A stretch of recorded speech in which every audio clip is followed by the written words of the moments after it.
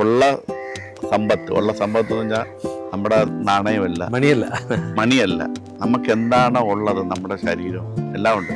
നമുക്ക് കാണാം, കേൾക്കാം, കൈകൊണ്ട് ഇതില്ലാത്തൊരു ധാരാളം പേര് ഈ ഭൂമിയിൽ ജീവിക്കുന്നുണ്ട്. നമുക്ക് ഇത്ര ഉണ്ടായിട്ടും നമ്മൾ പറയും നമുക്കൊന്നുമില്ലെന്ന് പറയും. ഈ ലോകത്ത് ഞാൻ വിചാരിച്ച ഒരാളെ നന്നാക്കാം, പക്ഷെ എനിക്ക് വേണമെങ്കിൽ നന്നാക്കാം. എൻ്റെ കാര്യങ്ങൾ ചേഞ്ച് ആക്കിയിട്ട് എനിക്ക് കൊണ്ടുപോകും. അതിന് ഈ ലോകത്ത് ഒരു ജാതിയുടെ, മതത്തിൻ്റെ, ഒരു വ്യക്തിയുടെ ആവശ്യമില്ല.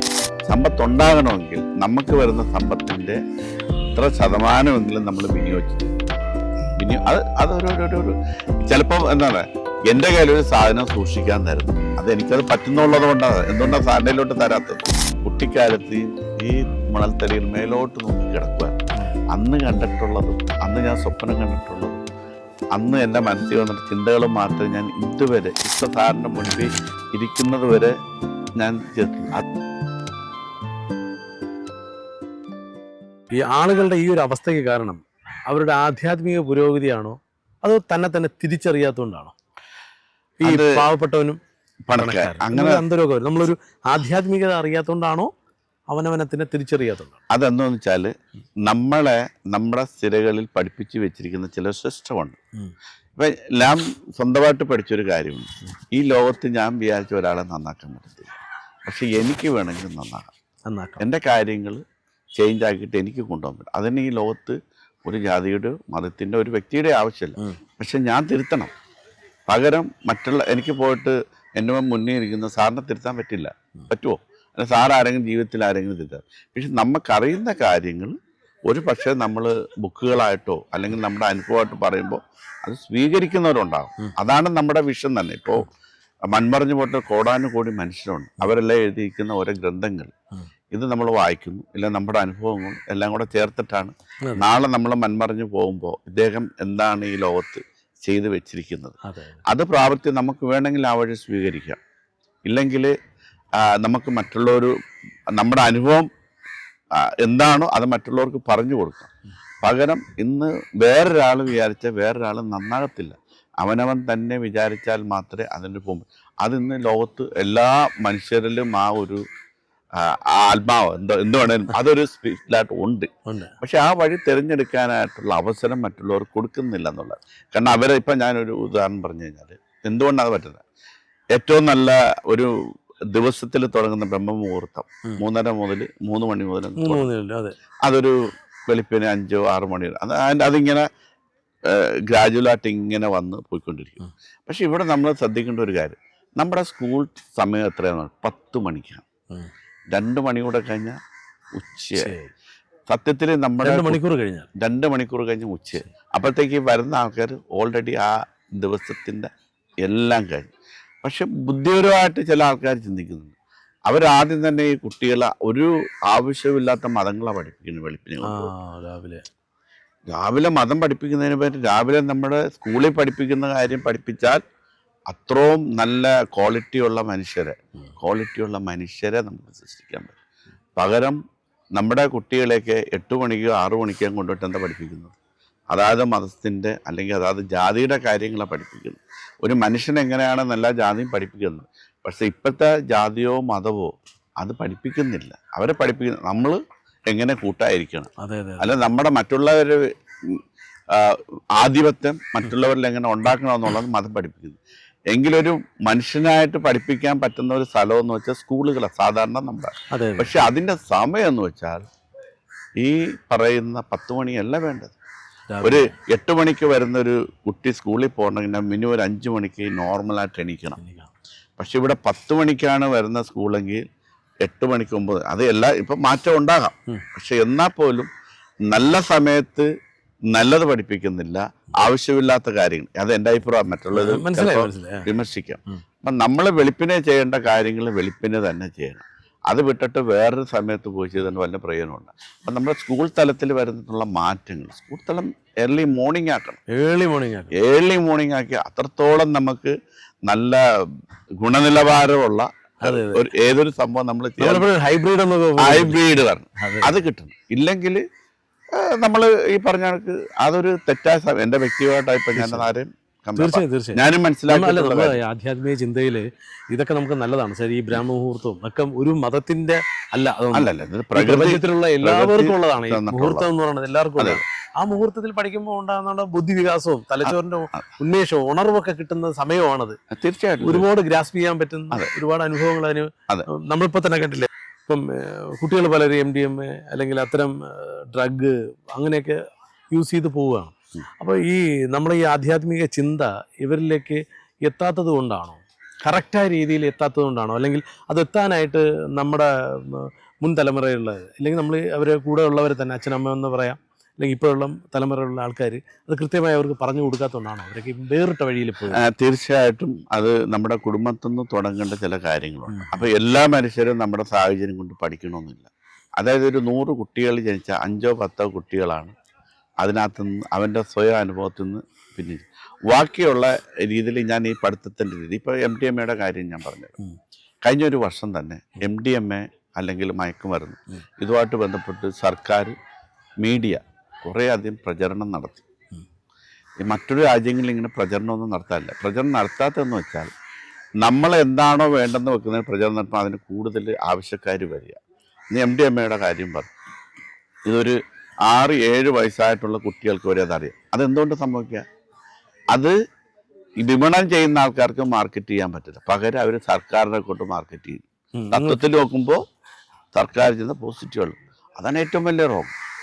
അത് മീഡിയയായി ഏറ്റെടുക്കും. അപ്പോൾ ഈ മീഡിയ നടത്തുന്ന ആൾക്കാർ അവരുടെ ബേസ് ചെയ്യാൻ നേരത്താണ് ഇവർ കോടിക്കണക്കിന് രൂപ മുടക്കിയിട്ടൊരു മീഡിയ നടത്തുമ്പോൾ അവന് ആദായം വേണം. അപ്പോൾ ആൾക്കാർ നോക്കുമ്പോൾ ഇവർ പ്രചരണം നടത്തി അതിനെതിരായിട്ട് ഈ മയക്കുമരുന്നെതിരെ സത്യത്തിൽ അവർക്ക് വേണ്ടിയിട്ട് ഇവരെ നടത്തുന്നത്. അത് ഇത്രയും കോടി രൂപ മുടക്കിയിട്ട്. അതിൻ്റെ ഉദാഹരണം എന്ന് വെച്ചാൽ 10 കണക്കിന് സാധനമാണ് നമ്മുടെ നാട്ടിലേക്ക് ഒഴുകിയത്. ഏതെങ്കിലും ഒരുത്തിന് പിടിച്ചതായിട്ട് പറയാമോ? നമ്മൾ ഒരു വർഷം എങ്ങനെയാണ് ഈ പ്രചരണത്തിൻ്റെ എനിക്ക് കൃത്യമായിട്ടുള്ള കണക്കില്ല, കുറഞ്ഞത് 10-50 കോടിയെങ്കിലും മുടക്കിയിട്ട് ആണ്. ഏതെങ്കിലും ഒരു വ്യക്തിയെ ഇവരാരെങ്കിലും പിടിച്ചിട്ടുണ്ടോ? പിടിക്കാൻ പറ്റാഞ്ഞിട്ടാണോ? അല്ല. ലോകത്ത് എന്തുമാത്രം ക്രൈം നടക്കുന്നു, അവിടെയൊക്കെ പോയിട്ട് നമ്മുടെ പോലീസ് പിടിക്കുന്നില്ലേ, നമ്മുടെ എക്സൈസ് പിടിക്കുന്നില്ലേ? അപ്പോൾ ഇവർക്ക് പിടിക്കാൻ പറ്റാഞ്ഞിട്ടാണ്. അപ്പോൾ ഇതിൻ്റെ പിന്നിൽ ഒന്ന് വലിയൊരു നെറ്റ്വർക്കുണ്ട്. അവരാണ് ഇവരെല്ലാവരും താങ്ങി നിർത്തുന്നത്. അതിനെ സാധാരണക്കാരായിട്ടുള്ള മനുഷ്യർക്കൊന്നും ബ്രേക്ക് ചെയ്യാൻ അതൊരു സിസ്റ്റമാണ്. അപ്പോൾ സർക്കാർ ചെയ്യേണ്ടത് എന്താണ്? ഇതിനൊക്കെ പ്രചരണം നടത്താണ്ടിരിക്കുക, പകരം എവിടെ നിന്നാണ് വരുന്നത് സർക്കാരിനോ അല്ലെങ്കിൽ പോലീസിനോ ഇവിടുത്തെ സംവിധാനത്തിൽ കൃത്യമായിട്ട് അറിയാം. അത് ബ്ലോക്ക് ചെയ്യണ്ടേ? ഇന്നേ വരുന്ന എല്ലാ പ്രശ്നവും ആരും ചെയ്തിട്ടുണ്ടോ?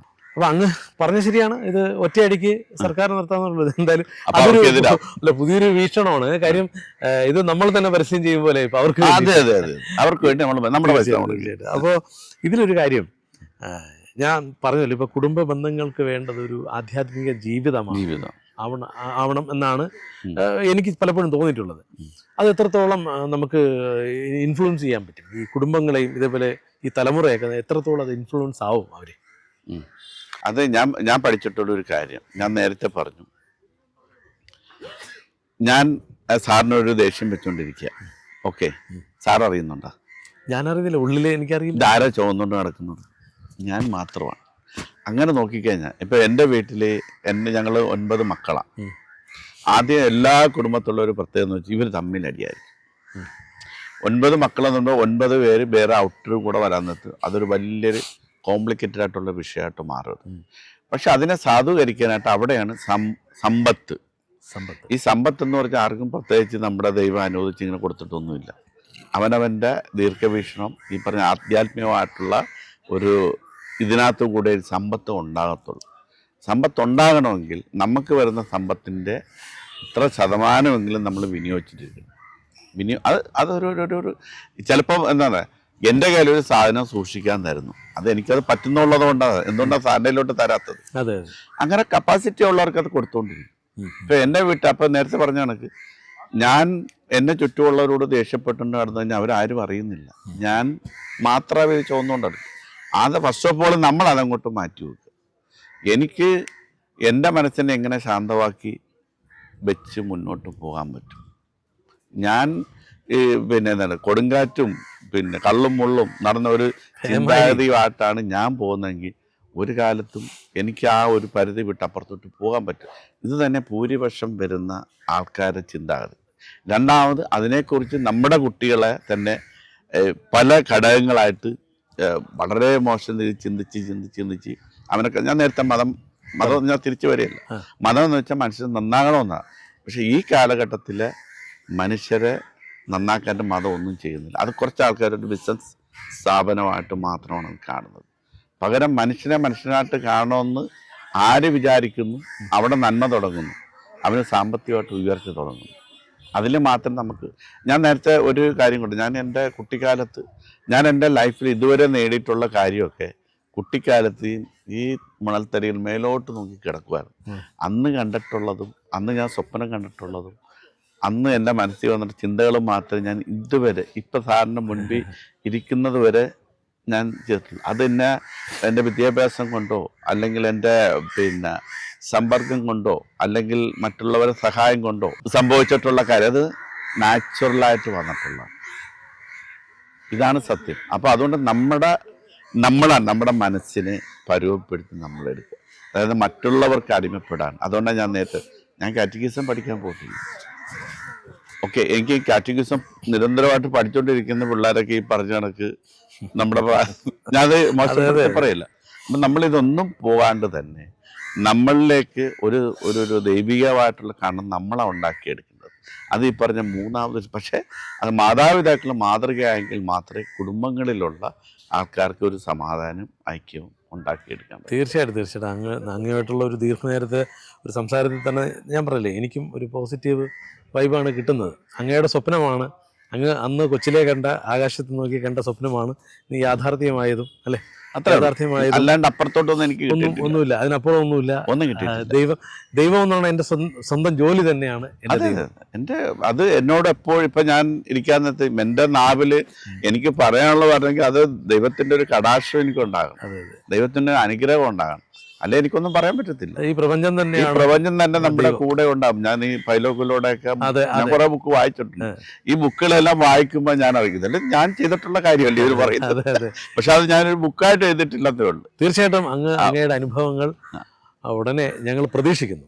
തീർച്ചയായും ഒരു പുസ്തക രൂപത്തിൽ വന്നാൽ ഒരുപാട് പേർക്ക് അത് ഗുണം ചെയ്യും. കാര്യം വായിക്കുമ്പോഴാണ്, വായന തന്നെയാണ് തീർച്ചയായിട്ടും മനുഷ്യനെ മുന്നോട്ട് നടത്തുന്നത്. നല്ല നല്ല ചിന്തകളൊക്കെ വായനയിലൂടെയാണ് നമ്മുടെ ഉള്ളിലേക്ക് പറിക്കുന്നത്. അപ്പോൾ അങ്ങേപ്പോലുള്ളവർ അങ്ങനെ ഒരു പുസ്തകം, അത് അങ്ങയുടെ ചരിത്രം, ജീവചരിത്രം എഴുതണം. ജീവചരിത്രം എന്ന് പറയുമ്പോൾ നമുക്ക് കുറേ ഉണ്ട്, എന്നാലും നമുക്ക് ഇത്ര മോട്ടിവേറ്റഡ് ആയിട്ടുള്ള കാര്യങ്ങൾ എഴുതി ഒരു പുസ്തക രൂപത്തിലായാൽ ഒരുപാട് പേർക്ക് വായിക്കാനും വളരാനും കഴിയും.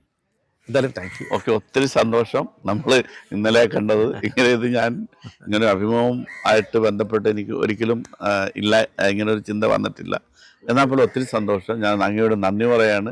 ഞാൻ എല്ലാ മനുഷ്യരോടും പറയുന്ന ഒരു കാര്യമുണ്ട്, എപ്പോഴും ഉള്ള സമ്പത്ത് എന്ന് പറഞ്ഞാൽ നമ്മുടെ നാണയമല്ല, മണിയല്ല, നമുക്ക് എന്താണോ ഉള്ളത്, നമ്മുടെ ശരീരം എല്ലാം ഉണ്ട്.